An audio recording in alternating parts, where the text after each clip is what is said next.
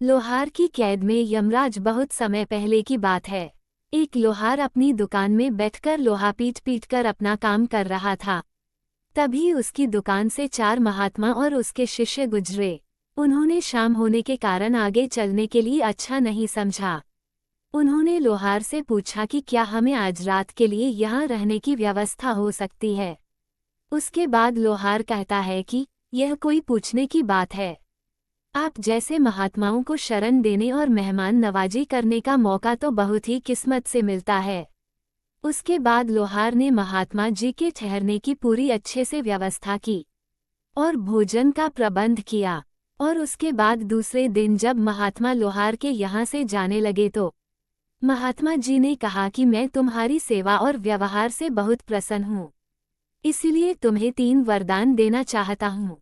बताओ तुम्हें क्या चाहिए। ये सुनकर लोहार काफी ज्यादा खुश हो जाता है और कहता है कि यदि आप मुझसे प्रसन्न हैं तो मुझे 100 वर्ष जीने का वरदान दें। महात्मा ने तथास्तु कहा और दूसरा वरदान मांगने को कहा। कुछ सोचने के बाद लोहार ने कहा कि आप मुझे ऐसा वरदान दीजिए कि मेरी दुकान में कभी काम की कमी ना हो। महात्मा ने लोहार को ऐसा वरदान दे दिया और कहा कि अब से 100 वर्ष तक तुम्हारी दुकान में किसी भी काम की कमी नहीं होगी। उसके बाद महात्मा जी ने कहा कि अपना तीसरा वरदान मांगो।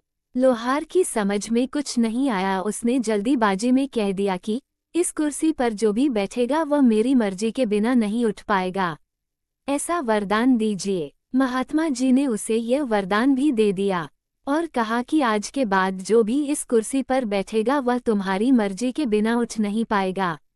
उस लोहार की जिंदगी खुशी से चलने लगी। अब उसके पास किसी प्रकार के कोई काम की कमी बिल्कुल भी नहीं हो रही थी। उसके बाद वह बहुत दिनों तक हटा कटा और जवान रहा, लेकिन धीरे धीरे उसके सभी साथी मर गए और कुछ बूढ़े हो गए।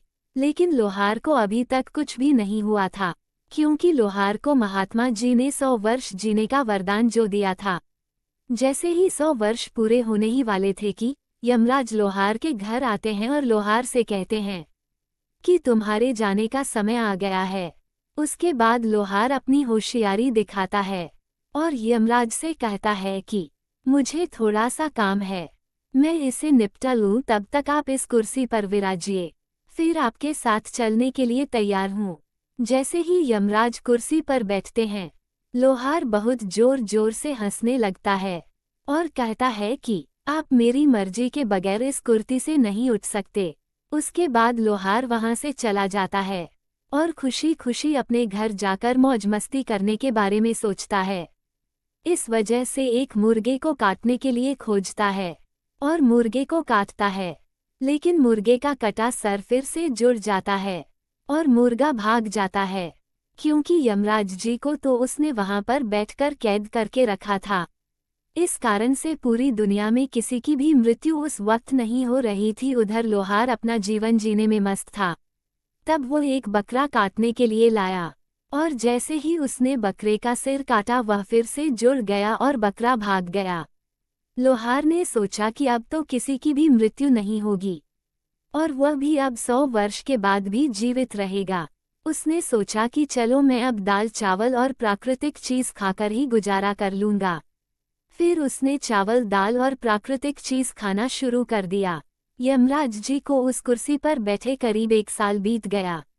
पूरी दुनिया में तबाही का मंजर था, क्योंकि किसी की भी मृत्यु न होने के कारण आसमान पूरी तरह से मच्छर मक्खियों से काला पड़ गया था। उसके बाद खेतों खलिहानों में तितलियां और मधुमक्खियां तथा जानवर बहुत ज्यादा हो गए, जिस कारण से खेत खलिहान की सभी फसलें एक दिन में ही साफ हो जाया करती थी।